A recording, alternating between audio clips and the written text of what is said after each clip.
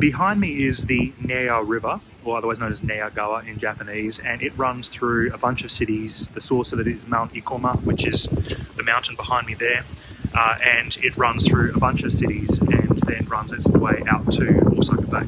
And you'll notice that it has all these walls around it. The reason it's got the walls on it is because the land was quite low, and this is basically floodplain, and of course it floods, particularly in summer when they have the typhoons and things like that.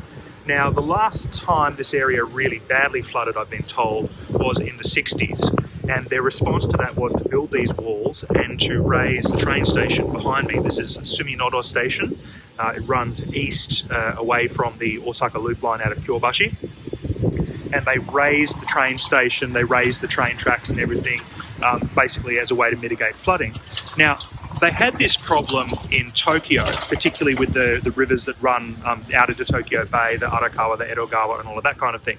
And the solution to that was, you may have seen, I'll link to the Tom Scott video, but basically what they did was they built a network of tunnels, a network of spillways, and then built a massive underground surge tank to keep all of the water. And that cost trillions and trillions of yen, and they're probably not going to make their money back off it, but at least it mitigates a lot of the damage of those torrential rains and seasonal rains.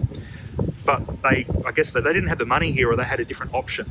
So despite the fact that they get typhoons and storm bursts and everything here, and this is all floodplain, alluvial delta, low-lying area with a bunch of other rivers that feed into this river, which then goes out and feeds into where the Yodo River, famous river in Osaka, is.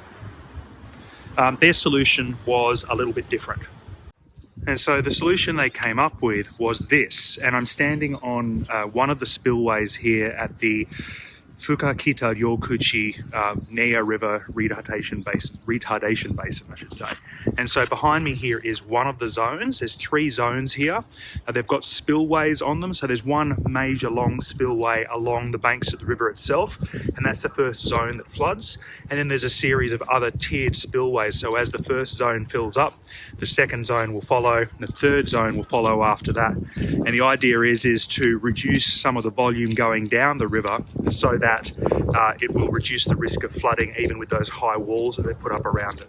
And behind me here is one of the gates. So this is the main gate that goes back onto the river, and it's closed at the moment because they don't need to let the water in or let the water out, but they can raise that to pre-flood the area if they need to.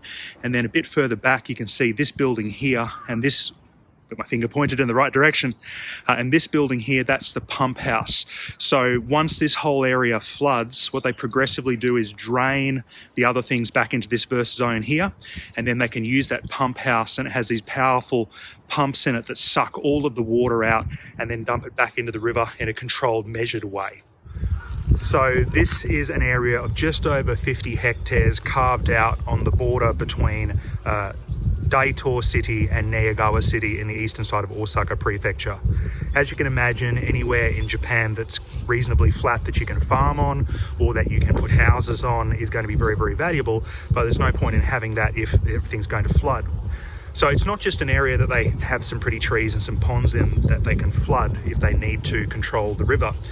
There's also all these recreation facilities built in, which kind of makes sense, because if it's been bucketing down rain, there's a typhoon and it's raining, no one's going to be playing baseball or soccer or going to be out in the park because it's going to be raining and too wet.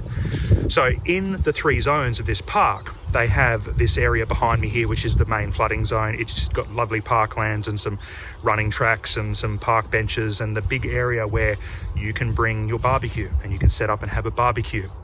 But then all the other areas have things like playgrounds, massive playgrounds. So there's these huge playgrounds, one of the spillways, so you've got a big expanse of concrete. They've turned that into a skate park. There's soccer fields, there's baseball fields, there's tennis courts, there's dog runs. And all of this is designed progressively to be flooded, and it does flood occasionally, and then they clean it up and then they go back to usual. But it's a lot easier to hose down some play equipment or to kind of tidy up the surface of a playing field than it is to rebuild someone's house if it gets washed away, or even worse, clean possibly polluted water out of the area where you're trying to grow food. I hope you found this video interesting, and I'll see you in the next one.